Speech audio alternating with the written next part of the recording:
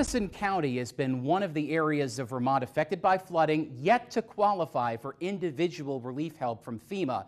With that in mind, Governor Phil Scott's cabinet met in Middlebury today to learn how that's making people's lives more difficult to rebuild. ABC 22's Isabel Schoeneman was there to listen too.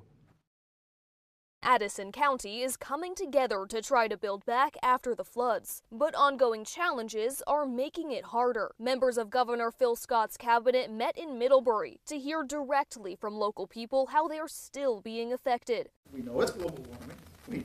We know a 3-foot culvert's not big enough.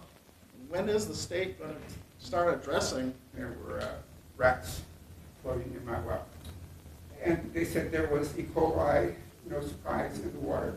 Many properties were completely destroyed. The Middlebury River is eroding in some places, and farmers are seeing ongoing hardships ahead of the first frost. But despite all that, the county hasn't qualified for federal help yet. The threshold for individual assistance through the Federal Emergency Management Agency, or FEMA, has not been met.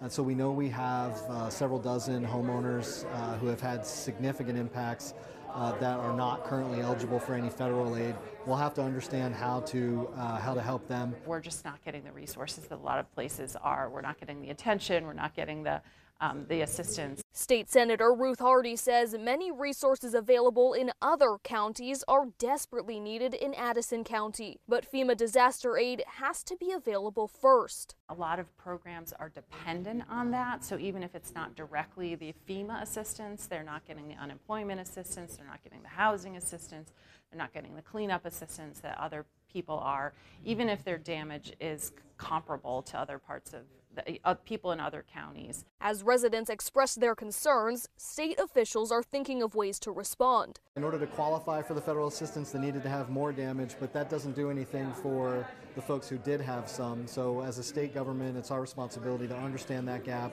and to do what we can with the legislature, with our congressional delegation, to try to close it. Senator Hardy urges everyone affected to report damage and to continue to lobby state leaders.